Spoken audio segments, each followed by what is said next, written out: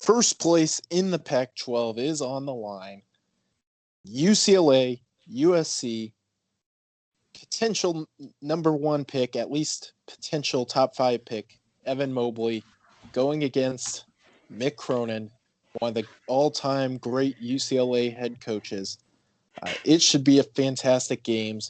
First place on the line in the Pac-12. This is what we're here for. UCLA at USC should be a great one. Yeah, I'm pretty excited. USC has sneakily been really good this season. They're 14-3. They lost at Oregon State. That's a bad loss. They lost at home to Colorado and lost on a neutral site against UConn. But recently, USC has been fantastic.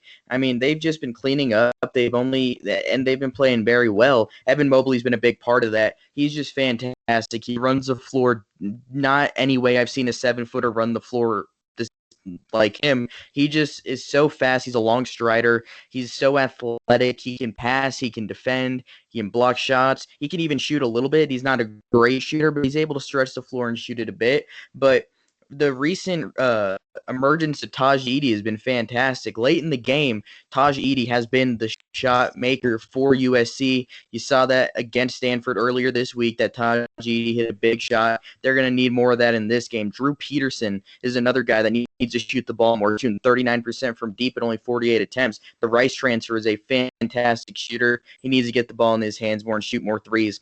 Isaiah Mobley's had a solid season. He's a good defender, the brother of Evan Mobley. And someone else I want to see get involved more is Noah Bauman. He is shooting 33% from deep on 54 attempts, but he was one of the better shooters in college basketball during his time at San Jose State a few years ago. Look for Bauman to get into the game a little bit. But the biggest key for the Trojans is that they are one of the worst free throw shooting teams in the Pac-12, shooting only 65%. That's going to have to improve in this game, because when it gets down to it and you're late in the game, you have to hit shots to the line, because that can be a real issue for some teams. You look at the guys who aren't shooting free throws well. Isaiah Mobley is shooting 45% from the free throw line on 62 attempts. Chavez Goodwin, 42%. Then you look at Ethan Anderson. He's improved this year, 81%. But 69% for Max Agbonkpolo, 68% for Isaiah White.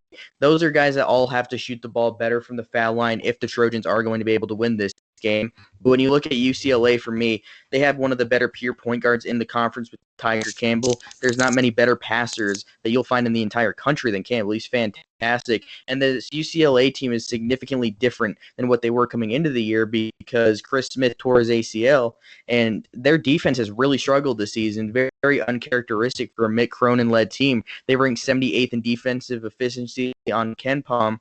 It's been weird to see the difference in the changing of the guard from Mick Cronin being one of the better defensive coaches in the country to now having the 14th best offense in the country.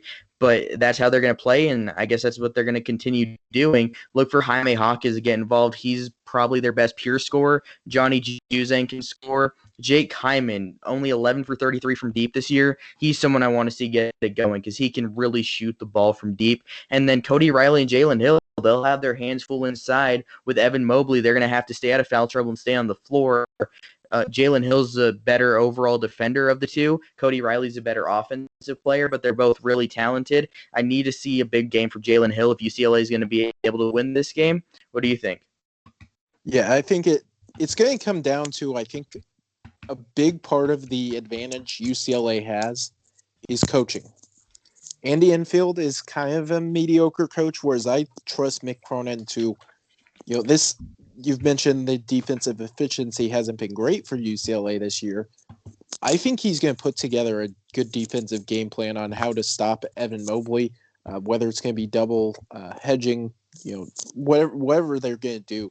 I think he's going to put a good game plan to stop Evan Mobley, and at that case, I think it's going to come down to what can the USC guards do versus what can the UCLA guards do. And ultimately, I think I trust the UCLA guards a little bit more. Tiger Campbell's certainly fantastic. Jaime Hawkins is shooting lights out. Johnny Zhang's a really good shooter. We know what David Singleton, Jake Kyman can bring off the bench. And I think pace is going to be a big part of this game as well.